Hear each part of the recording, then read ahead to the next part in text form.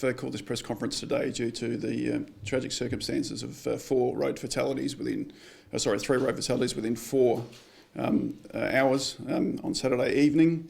Obviously, we're very concerned in regards to driver behaviour, and we are here to obviously send a clear message that people need to take responsibility for their actions and drive according to road conditions.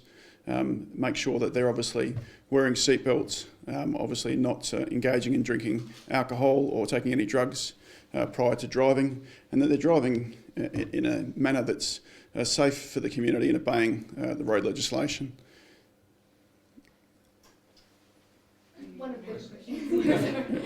One of the crashes in particular, a 15-year-old pedestrian was killed. Can you tell us a little bit about the behaviour that led to that crash? We're still investigating that collision that happened on Morford Road at Glengarry, where a vehicle has left the roadway and has sadly collided with two pedestrians.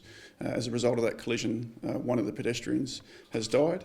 We're investigating that matter still, and obviously we're looking at the manner of driving and also speed to see whether they actually played a factor in that collision. Are you looking at another car was involved in that as well, if there was any drag racing? We're still doing preliminary investigations in respect to that, and obviously we'd urge any members of the public that may have witnessed the collision to, or seen the white Lamborghini that was involved in that collision, to contact Crime Stoppers. Has there been a suggestion that the car may have been involved in a drag race? Not to my knowledge at this point in time. Can you tell us the 15-year-old, do you know if she was killed instantly? I don't have that level of detail with me at the moment. And in terms of the man behind the wheel, sort of seen a few things on social media today where he's driving, filming while he's driving, and a few other dangerous behaviours. Are you aware of anything of his prior or? No, I'm not aware of any of his private driver history. All I can say is that obviously, as I said before, that we need people to make sure that they're actually, driving and paying full attention when they're driving. It's sometimes a complex task driving. We need people to make sure they're concentrating and actually just driving.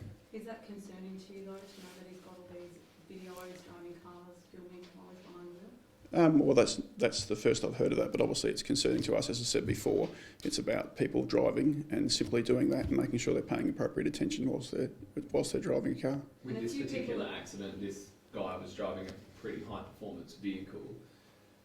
Do you think that there's a place for those vehicles just on our roads, or do you think there need to be some sort of other measures in place, because that car's clearly not built to just be going in 60 k's zone?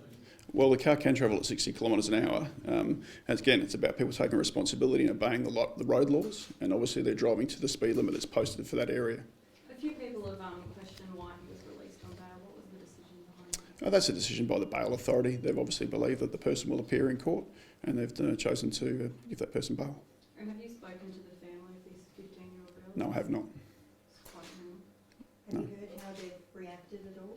Oh, look, obviously they'll be devastated, but no, I haven't had any communication with the family. It's tragic circumstances. Is there any suggestion that these girls were run down deliberately, or was it just the wrong place, wrong time? No, the drivers left the roadway and unfortunately collided with the two girls. So they just happened to be in the wrong place at the wrong time? Correct. How devastating is that? Oh, look, it's tragic. The girls obviously are out for the night. They're walking along the road and they've been hit by a car.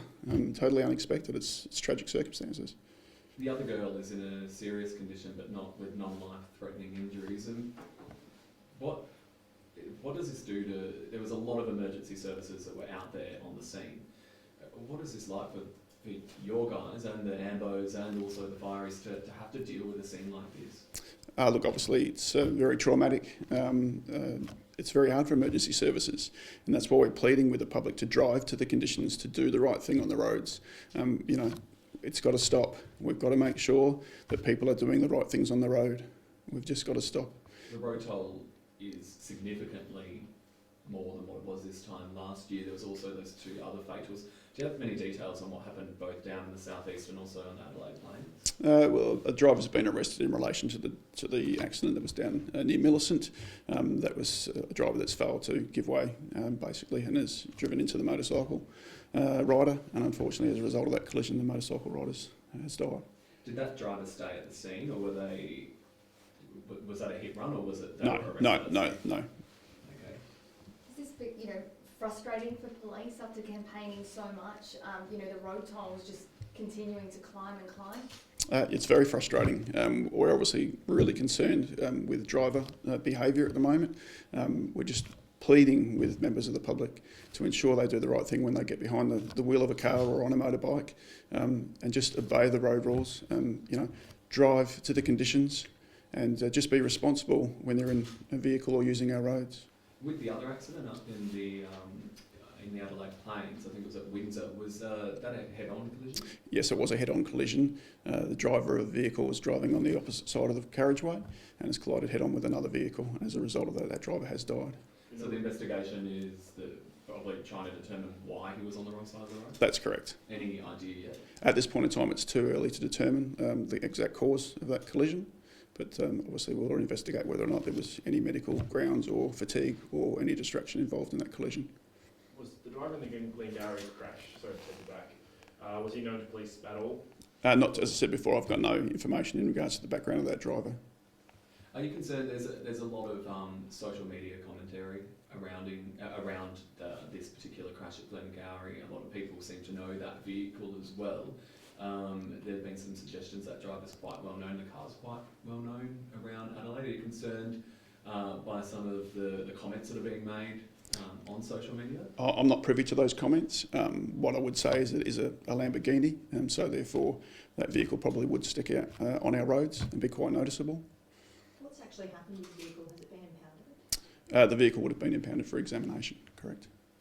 And just on the other crash as well with the motorcyclists, we've had quite a few motorcyclists killed on the state's roads this year so far. How concerning is it for you that they just keep getting their tolls quite high? Very concerning. Obviously, a motorcycle doesn't have the protection of a vehicle. You know, if they are involved in an accident, the fact of the matter is that they could receive serious injuries and injuries that are fatal. So obviously, we would urge motorbike riders specifically to ensure they do ride to the conditions, particularly during winter when it's obviously roads are quite wet and the conditions may not be favourable for motorbike riding. Other than pleading for the public to take care and be responsible for their driving behaviour, what else can be done? I mean, it just continues to grow. What else can change to... Well, again, these are tragic circumstances. 3 fatalities within 4 hours that have huge impacts on not only those families but the communities, the school groups, and work areas that those people work in. They are lifelong incidents that will be with people for their lives, and we need to make sure that people do the right thing. We're urging the motoring public to ensure that they're doing the right things on the road and taking responsibility for their actions at all times. Is it your understanding that the man who was arrested over the Glengarry crash was the owner of the car? I believe he was the owner of the vehicle. Was there anyone else in the car with him? His wife was in the vehicle. Is that it? Okay, Thanks very much for your time. Thank you.